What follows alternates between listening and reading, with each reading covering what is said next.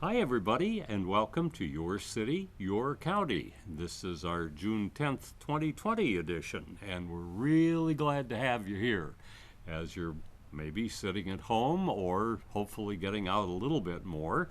We have as our guest this morning, or today, Scott Feldt, who is the Kewaunee County Administrator. And we're very pleased and proud to have you with us today, Scott. I'd shake hands or Right, do the but elbow thing or I'll just something. wave. We'll just wave at each There we other. go. Okay. And we're about 6 feet apart. Pretty Pretty close. Okay. And I'm sure that the big thing that's on everybody's mind these days is the COVID situation and reopening as we're going along. I'm sure that that affects the county as well. And how is Kewaunee doing as far as reopening their buildings? Well, as you're aware, we had been under under the safer at home order from the state, and then when the Supreme Court had lifted that, we as a county we decided not to put in our own safer at home order. But what we did want to do is we wanted to phase in how we reopened county government. And so what we did is, as you well know, we reopened county buildings on June 8th. So we opened them up to basically, what is today? It's this week. See, Yeah. it all melts together. Yeah, today's the 10th. Right. So we're pretty close to that. So, well, what we had done before that is that 2 weeks before that, for that first week, which I believe was roughly May 24th, we had half of the staff come back that had been working remotely, and then the next, and we put in procedures as to how employees would be screened. They would have to answer basic health questions and do a temperature check. We would ask that they clean their areas, continue to wash their hands regularly, as well as stay 6 feet away. And then the next week, that next Monday, which was June 1st, we had the rest of the county employees come back to their offices, except for a few folks, those that were medically sensitive, so it's better for them to stay at home because safety is very important. And we still had school in session for some students, so those parents that still had childcare issues, they were staying at home until that could be arranged. So now June 8th has been open. The county offices have been open. And we've seen a slight increase in foot traffic, people coming in, but that's to be expected because it had been 2 months before people could go in and get a copy of a birth certificate or talk to the county clerk or pay their taxes face to face. We were still doing a number of things indirectly, but we started to see a little bit of that. Now, the current procedure for public coming into the offices is all employees as well as all public are asked to enter the main entrance of the county building, whether that's the courthouse, the administration building, the building in Luxembourg. From there, there's a phone in some of these places where they'll call what is the extension of the department that you want to do business with. The county employee will then come to the front. They'll ask you a series of questions. Do you have a shortness of breath? Have you been in contact with anyone diagnosed with COVID? Those various health questions. From there, then we'll do a thermal thermometer and do a temp scan and track that, and then escort you to the department for where you to do business, and then let you go and leave. While some would go, well, why are we doing that? One of the big reasons that we want to do that is a couple. One is if someone is sick and has a fever, we don't want them entering a county building. Mm-hmm. If you have those symptoms, or if you have a temperature of 100.4 or greater, we're going to ask that you leave. Mm-hmm. We just want to be safe to the public and safe to our own staff. Sure. In that same respect, what is good to know is that if unfortunately there is a COVID case that were to come into our building or someone were to have it, we know what staff and what public were in our building on that particular day, which helps a great deal in contact tracing. So we continue to have those procedures. We're continuing to ask our employees and the public to follow those procedures. I understand for some they may find it unnecessary, they may find it inconvenient, and while we respect those opinions, these are the procedures that we are going to adhere to, that we're going to follow at this time until it is determined by the public health officer and myself that these procedures are no longer needed. Mm-hmm. But what's been great is that the public has been very understanding. What you may have seen as well is there's actually more county committees that are now being broadcast online through our YouTube channel. Mm-hmm. So therefore, if people cannot make it to a meeting, whether it's county board or otherwise, they can watch those meetings online. So we've been trying to be very accommodating from a public standpoint, but also keeping public safety and the safety of our employees at the forefront. Yeah, so we're seeing quite a cultural change that in some respects I'm sure probably will continue. Correct. You will continue to see things that you never really thought about. You're going to see, and this isn't bad, it's probably something that we should have been doing in the past, but now because of COVID we do it more. We're now wiping down door handles and push bars. We're cleaning our workspaces more. We're disinfecting countertops that the public comes into. And from our own personal hygiene standpoint, you're seeing more people washing their hands. You're seeing more people using hand sanitizer. Just as a plug, honestly, washing hands is better than hand sanitizer. Why? Because you're more often, if you do hand sanitizer, you think you're good. The more often you wash hands is actually better. So I'll try and remember that. Right. Because quite often at work I'll go, wash my hands or put on the hands. Oh, I'll just do the hand Right. sanitizer. But it's a good idea then to use soap. Yes, absolutely. Soap and wash your hands. Absolutely. Mhm. Okay. So yes, things have been going very well. Well, that's great. And Yes. how are your all your employees working along with this? Are they pretty comfortable with this? Yes, I mean, again, there's always varying levels of comfort, and again, some people have more medically sensitive issues than others, but the staff has been very good. In fact, I want to put a plug out to a number of folks. One, we have a number of employees that came in every single day throughout this whole episode, throughout this whole situation. They came every day, again, doing the work of the county, so I really want to applaud the finance department, county clerk, county treasurer. You had a number of them.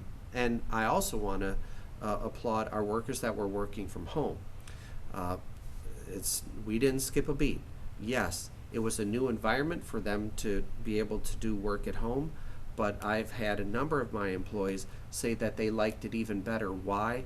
Because they were able to have a better work-life balance. Mhm. They were able to get as much and sometimes even more work done from home than in the office. Less distractions, for that matter, depending on what happens.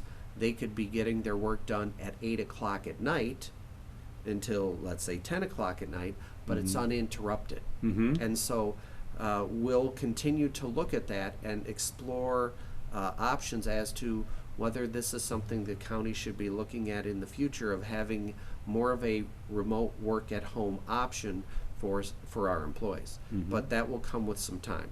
We're not going to go back to that right away, but it's something that we'll explore. Yeah. Do you find most people are wearing masks during this time period, or is that kind of by the person? It's by the person, and part of it comes down to, again, that 6 feet is an important distance. Most of our employees, almost all of our employees, either have their own offices or they're positioned at least 6 feet away from other coworkers. We have a few and we've moved them around, but the need for masks becomes much less if you stay 6 feet away from each other. Mm-hmm. As well as, you're not doing physical contact. So again, that's 6 feet. So most of our employees are not wearing masks. Some of them will wear them when interacting with the public, and we encourage that. Again, it is all dependent on what the employee's comfort level is. We have in some of the office put up plexiglass shields to conduct work. So therefore, again, helps to protect that employee as well as the public, in the respect that sometimes they have to be closer than 6 feet to conduct work, but there's at least a little bit of a barrier. And I want to just throw one more thing out here, Bob, is that none of this is, we can't guarantee anything. No, of course And, not. and Yes. so, again, that's the big part that we need to keep in mind, is that whether it's masks, whether it's plexiglass, whether it's 6 feet or the like, these are precautions that will help to prevent or stop the spread or lessen the spread, but it is in no way a guarantee that someone would not catch something. Yeah. I don't think we can look forward to that until we probably have a vaccine. Correct. And even then, think of it with flu and whatever else, those things may change. We'll just have to see. Yeah. But overall, things have been going very well. Good. Well, it's good to get a good report, and Yes. I think the people that own the plexiglass companies must be doing very well. I would because think they are, or I've- cleaning supplies, Clorox wipes. I mean, I'm going to guess that if you bought some stock in some of those companies prior to this, that your portfolio has probably seen an increase in its value. I would think so. If only we'd known, in advance that Exactly. it was going to be like that. Exactly. Okay, well, let's move on to something a little cheerier. Okay. Hopefully it'll be cheerier anyway. I know that Kewaunee County has been working a long time on getting their broadband situation upgraded, and so that people can do better with their computer work and have more reliable computer service, and of course, as well as the cell phones that people have. How is the broadband update coming? Certainly. Again, for background for those watching, the county had put out an RFP to try to have improved broadband accessibility within Kewaunee County. The recommendation was for Bug Tussle Wireless to do that. Their proposal came in that they would construct 7 towers within the county to improve. With that, they would ask that the the county would put forward a match towards the Public Service Commission grant in the amount of $960,000. Bug Tussle themselves would kick in roughly $500,000. But the part that made their proposal stand out from any of the other proposals is that yes, the county would put forward $960,000 as the local match to get the $960,000 from the state. Where the difference is that Bug Tussle has said that they will enter into an agreement where they will pay back that $960,000 that the state is going to put up front. They will pay that back over the course of roughly 12 years with interest. Wow. So from a financial standpoint, we can have improved broadband accessibility at no cost to the county. Mm-hmm. Now, again, there's always going to be some questions. Well, what is the plan? What are the speeds? Those different types of things. How soon is it going to be? And this is all a little bit in flux. Are they going to cover my area? And we'll continue to do some of those, start to get some of that information out. But Bug Tussle right now is looking at acquiring the land to put the towers on. They're also looking at existing towers where they can put some of their own equipment on those existing towers and actually expand the coverage to the county. In fact, most recently, the way they've looked at it is they would put some of their equipment on 4 existing towers, at least 2 or 3 owned by the county and another 2 or 3 owned by private companies, as well as the 6 or 7 that they plan to construct themselves. So we're really excited about that. We believe that they will be able to, they're starting to do the site acquisition right now. So we are very confident that the towers will be up by no later than this time next year, maybe even sometime this year. So that will all be great work. Then we'll start to look at how we can continue to improve on that, what will be phase 2. And last but not least, I want to throw a couple things out there. By doing this does not mean that people are going to get free internet. That's not this. Somebody has to pay in the correct, end. Right? And you're asking for a service, and you'll be going through no different than if you were going through another company. So there'll be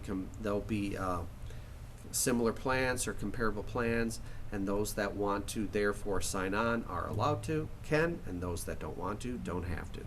But I feel very optimistic that this is just the first step on really helping to improve internet accessibility, because the number of emails and letters that I had received of people wanting to work from home, or because of COVID, you had employers wanting their employees to work from home, and schools wanting their kids, making their kids work from their own homes. So having that internet accessibility is really crucial, and we saw that through this whole COVID pandemic. Now, I know in some counties there's been some resistance on behalf of some of the people who live in the county. Maybe they feel, well, I'm not affected, or, I've got good service. I don't want to have one of those towers around there. Do you find that in Kewaunee County too? There's always some of that, and some of it may be generational, some of it may be philosophical. Yes, you can say that there is site pollution from having towers, just like some people believe there's site pollution from having wind turbines. I won't argue that point because everyone's their own opinion. But what we are starting to see, and I believe this strongly, is that broadband and internet accessibility is what I like to call the fourth utility.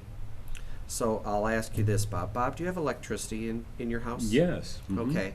Do you have water coming to your house? Yes. And do you have gas for heat coming to your house? Yes. So the electricity, gas, and water are 3 utilities. Could you ever picture living in your home without those? Not very likely. Right. And what you're starting to see more and more now is the necessity or requirement of having to have internet accessibility. Whether that's to watch television, whether that's to do work from home or school work from home. So more and more this is becoming a necessity, and as this new generation and new generations come in and grow up and start to buy homes, they're going to require it as well. So we need to have those. I think when you look back at the Tennessee Valley Authority, which was before my time, I'll even say that. But when they were coming and they were setting up electricity in some of the rural areas, I'm sure that there was some people said, "Oh, that's wonderful," and there was probably consternation. But it got to a point before we had electricity on the farms and throughout many areas that there were a lot of people that didn't look at that as necessary. But in today's situation, you wouldn't live without electricity. No different than, again, from years gone by where you did not have running water. You went to the outhouse outside. And so as the generation goes and as we progress as a society and civilization, some of these things become necessary. And so, again, we believe that if we're going to continue to attract people to come to Kewaunee County, to live in Kewaunee and buy homes, to work in Kewaunee, to own businesses in Kewaunee, then we need to have this. It is a necessity. In fact, with some businesses, if we don't continue to do this, it is very likely they would have to move because they do need it to be able to do their business. So if they move, then the jobs go with them, and if the jobs go with them, then maybe so do those residents and the homes then there's not, again, the growth in population and development. Right. Do you look at this also as a backup system? In other words, if someone has the cable system currently and they're concerned that maybe that'll go down sometime, can they rely on this system too? Well, and it depends on where you're going. If you're talking about like cable television, and if you ask some residents that live between Algoma and Luxembourg, CenturyLink had sent something last year, I believe it was, saying that we are no longer going to provide cable television service. And so what you're seeing more and more as well is, while you'll have some folks that have cable television, again, through the cable company, you're going to see more and more of this, again, done through the internet. We do not have cable television, but we're able to watch a variety of television shows because of Hulu and Netflix and Disney Channel and Amazon and IMDb, and name any of those different apps, and that's all coming through the internet. So your and CBS News, ABC News, all your major channels as well. So what you see is people aren't necessarily going through a cable company for cable television, but they may be going through that company for the internet connection from where they can get their television. So that's just becoming more and more the norm as well. Okay. Let's move on to a different topic. The deferral of county revolving loan payments. That sounds pretty complicated to me. Not really complicated. The Kewaunee County, we have had a county revolving loan fund for a number of years. And so what that fund does is it allows businesses or owners that want to start a business or expand their business, that they go to their bank and they're able to receive a certain amount of financing, but they need just that little bit more, that gap. Well, that's where the county can come in, is that we can provide that gap funding, which can spread some of that risk so the bank isn't taking all of it on, and therefore businesses are allowed to start, or businesses are allowed to expand. So that's very good. In fact, currently we have over $425,000 of loan funds out there for that businesses are using. And so during the whole COVID pandemic, the former chairman and myself had put out through emergency order that we were going to allow the deferral of interest and principal payments for 2 months, for the months of May and June. And the reason why is, again, the businesses were closed, and we were worried about their having to pay their own expenses, whether that's electricity or their mortgage or pay their people. Can't we help to just lighten the burden a little bit? And so that was approved. Well, as we know, the recovery is not happening as quickly as what we would like it to be. So the Finance Committee had approved, and we believe the County Board will approve as well, that we're going to extend that deferment of payments all the way out to the end of September, to September 30th. So that will be 6 months that those folks that have county revolving loan fund loans can defer those principal and interest payments. Now, not everyone has that. Some of them have felt comfortable enough financially that they don't have to. But we have owners of bar restaurants, we have a salon owner, we have a daycare, we have a small retail owner, all that are very appreciative of being able to do this, because it just makes things that much easier for them that they can stay in business. And from the county standpoint, that's really important. We need those businesses here. They pay property taxes, they pay workers, they pay income taxes. With some of them, they pay sales tax. So again, it's important that we have our businesses in the county continuing to thrive, and if we can do a little something to help with that, why not do it? How do you see things generally going for these county businesses? I mean, have you heard And obviously, we all hear rumors now and then that, this business is in trouble and that sort of thing. But overall, how do you think people are surviving, businesses are surviving through COVID? I think it's a mixed bag. And the reason why it's a mixed bag is because you have different sectors of the economy have been affected different ways. Grocery stores have been doing very well. You have a number of your construction and those doing well in the respect that with some of them, well, people are doing more at-home projects, some of those types of things. Mm-hmm. But then you have others like bars and restaurants and daycares where their livelihood is dependent on clients coming into the door, right? Mm-hmm. So it's been a mixed bag. The one part, as well as you have farms that have continued to operate, but we also had some falling in milk prices. One small indicator that is both alarming but also reassuring is our county unemployment rate.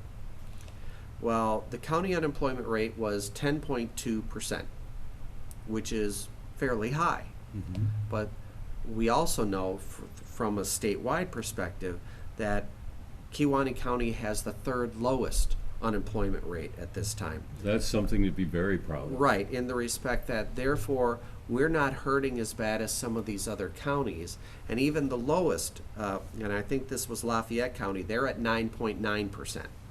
So again, unemployment has risen significantly, but as for its effect, it's hurt us less in Kewaunee County than what it has hurt other counties. And that's why I say it's a mixed bag.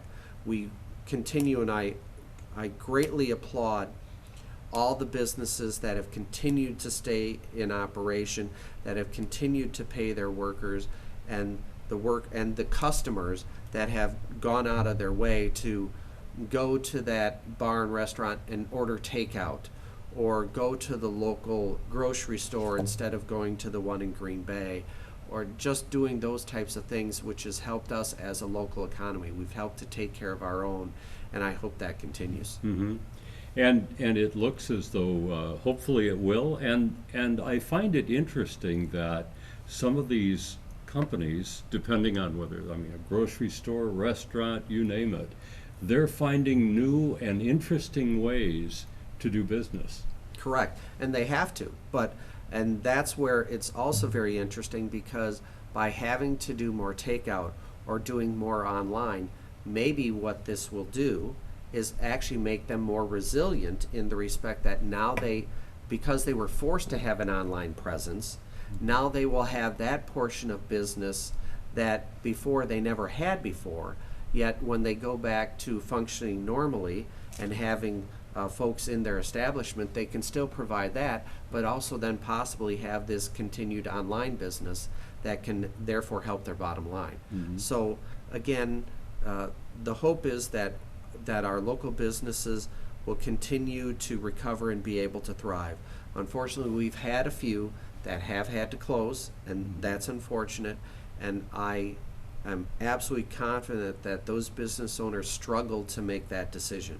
Because Certainly. it's not an easy decision to close up a business, but if that's what's in their best financial interest, then they have to do that. Sometimes that's the way things go. Exactly. And very unfortunate. Exactly. Sometimes it is. Moving on to another topic, we're covering a good waterfront here today. We try. I know that the libraries are closed right now. But how can someone go about getting a book if they need to from the county library system? Well, there's a couple different things. The best one is whether it's Algoma Library or Kewaunee Library, there's an online system that allows you to then reserve and order a book. And the great thing about that is the county gets a bill every single year from Brown County and from 2 libraries in Manitowoc County. And it usually averages, in fact, let me get my number right. Okay. The bill that we got from Brown County was for $50,135, and for the 2 libraries in Manitowoc County is $5,527. So you're talking about $55,000. We roughly pay that every year to those libraries. It goes up, it goes down. And the reason why is because if Kewaunee County residents use those libraries to check out items, physically go there and check out items, then those libraries, those counties can charge us for that checked out item. But there's a very easy and simple way to work around that. So if I want to order the book because of COVID-19, I want to read War and Peace, which is not a thin book. It's a very thick book. No, you'd right? be reading a while. And let's say that neither Kewaunee nor Algoma have that book on their shelves. Okay, I can go online, order that book, and let's say it's coming from the Brown County Library. As long as it was ordered through Algoma or Kewaunee, Brown County will deliver that to Algoma where I can pick it up, and the county will not be charged for that. Oh, okay. And so I know, and the very convenient thing that we have is we have 2 excellent libraries in Algoma and Kewaunee, but for those residents in the Luxembourg area, we also have a very convenient 2 drop-off and pickup locations. In Luxembourg, there's the Nicolet Bank, and there's also Stadola's IGA, where what can happen is you can go there and pick up your book that you had ordered from the Algoma library, and when you're finished with it, you could drop it off there, and again, it'll be returned. Our family, we order all of our books online. Sometimes we'll go to the library, sometimes we'll come here to Algoma and use that, but it's so much easier that if we know that we want a specific book, we'll know if it's in stock at Algoma, well then if we want to, we can just drive and pick it up. If not, then we can order it and it'll come to the Algoma library or be dropped off at one of the pickup locations in Luxembourg, and we can grab that, and again, at absolutely no cost to the county. Now, some folks would say, well, this is just crazy that the Kewaunee County should be charged for Kewaunee residents using the Brown County Library. And while I agree with that statement, state statutes allows that to happen. So, and the reason why is because Kewaunee County is not a consolidated library system. So then the next question or the answer would be, well then Kewaunee County should become a consolidated library system. And the county could do that. But we've done that analysis, and actually it would cost us more to create a consolidated library system than the $55,000 we pay to Brown and Manitowoc counties. So the best that we can try to do is encourage our residents, especially on the western side of the county, to order their books online through the Algoma and Kewaunee library system. Why? Because if they do that, they can still get any book or CD or anything else that they would check out at a library, but then the county is not going to be charged for that checkout. Okay, so save your county some money. Exactly. Okay, Exactly. we can use that. We have talked and we've covered so many topics today, and I want to thank you so much. We've been speaking with Scott Feldt, who's the Kewaunee County Administrator, and I would suspect maybe next time we get together, we'll be talking about the COVID virus some more. I would say that until we really have some closure on how that's going to go, it's still going to be around, and it'll be around for a while. Okay, hopefully we can talk about other topics as well. Absolutely. Thank you. It was great having you with us Always today. glad to be here, Bob. Thank you, Scott. That's going to do it for our show today for Your City, Your County. This is the June 10th, 2020 edition, if you're wondering when we were talking about all of this material. And we thank again Scott Feldt, who's the Kewaunee County Administrator, for being with us. We hope that you will join us next time when it's time once again for Your City, Your County. On behalf of everybody here, I'm Bob Gray. Thank you very much, and we'll see you again soon. Take care, everybody.